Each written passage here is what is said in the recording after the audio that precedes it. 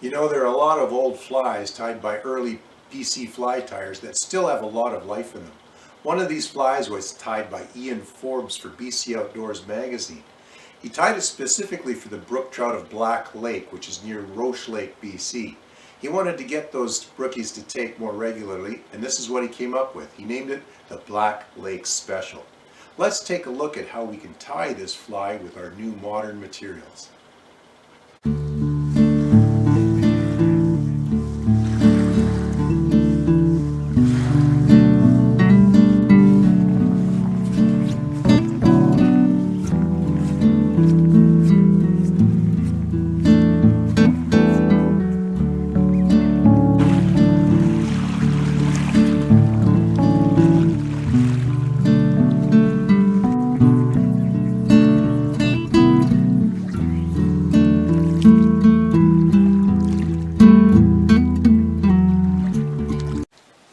Hello everybody and welcome to my fly bench. Now while the Black Lake Special was originally tied for brook trout of Black Lake, it turned out to be a fantastic pattern for rainbows as well, especially when they are on the caddis pupa. Here's a list of the materials you're going to need to tie this fly.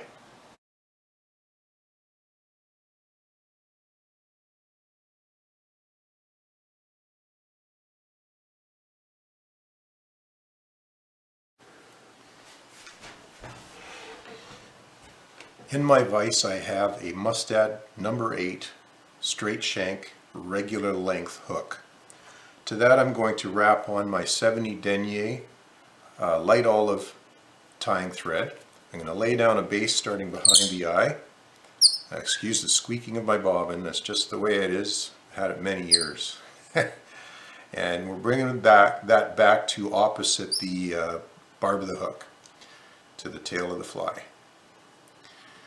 Okay, at that point we cut off the tag end, and our first material, modern material we're bringing in is the Semperfli dark olive straggle string.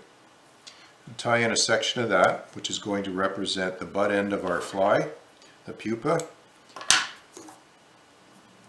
and we tie that in, catching it, securing it in place. Then we're bringing the thread forward to about 1/3 the length of the hook. We're just in front of the point right here. We don't want this thing to come forward too far, this pale section, but we want it to be obvious. And we're going to build up a bit of bulk here, wrapping it around until we build up a little bit of a football.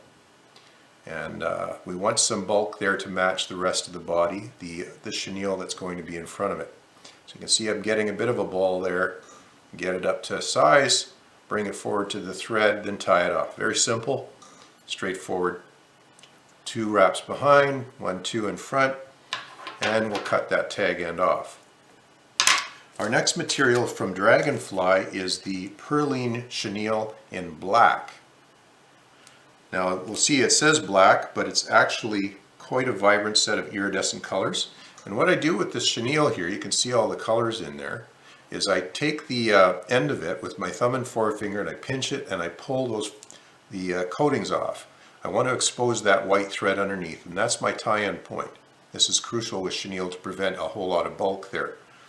And now we wrap that a couple of loose wraps, bring the thread forward to the next third, to the 2/3 point. Okay, now we wrap that crystal chenille around in front of that earlier section, and we get it up to the thread there and tie it off with about 3 wraps. We're going to let everything hang here because at this point we're going to bring in legs, and what we're using is pheasant tail in a natural color. You could use dyed colors, you could use pheasant rump, you could use partridge, any number of different feathers here, but I like pheasant tail in the natural. I think it's close to the natural leg color of the caddis pupa. Now what we'll do is about 3 or 4 fibers and then give those a single wrap, and then we draw, by pulling on the tag end, the front end, we draw those feathers back and shorten them up a little bit, and so we can put them into place.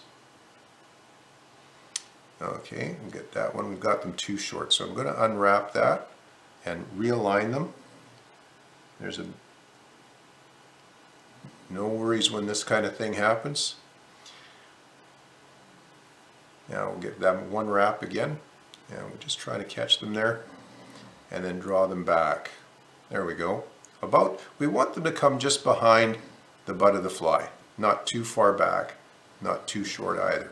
Whoops, one wrap, maybe I should be doing two. Let's try that again.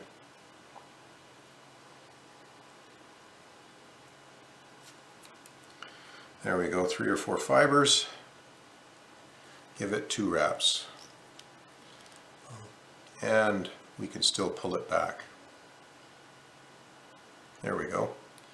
A little bit back there, and we'll cut that off, the tag end, and then we'll do the same on this side of the hook. About 3 or 4 fibers. For this side, it's like a little set of wings. Give it 2 wraps, learn from your mistakes, right? Pull this back until it's even with the other set of legs. Give it another couple of secure wraps to secure it, and cut off the tag end. Now we're going to actually finish this fly by whip finishing it back from the point of the hook, right here at the head where the top of the legs are.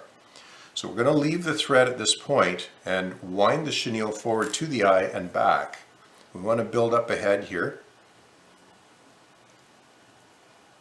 And we want to, when we tie in, you'll notice it'll narrow the point of the chenille there and actually create a head shape. So bringing it forward, bringing it back, and tying it off where our thread is here, just in front of the legs. Cut off the tag end. We want a bit of a bulky head there. Make this thing look big and juicy for the trout. And now we'll give that a few more wraps there.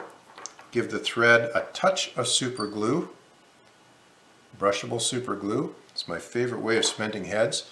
Wrap that in until the glue is squeezed into the knot, and we finish with a whip finish on top of that. And you can see that narrowing there just creates a bit of a different shape for the head and separates it from the main body. And there you have the Black Lake Special. Fish that anytime you're fishing brookies. In the interior, Black Lake is where it was developed for, but it's worked elsewhere. A wonderful fly for brook trout anywhere you want to go. Often taken as shrimp, incidentally, and sometimes chironomids. Very rare to actually find it, as brookies don't seem to eat the caddis pupa, but there you have it. And it works on rainbows as well when they're on the caddis.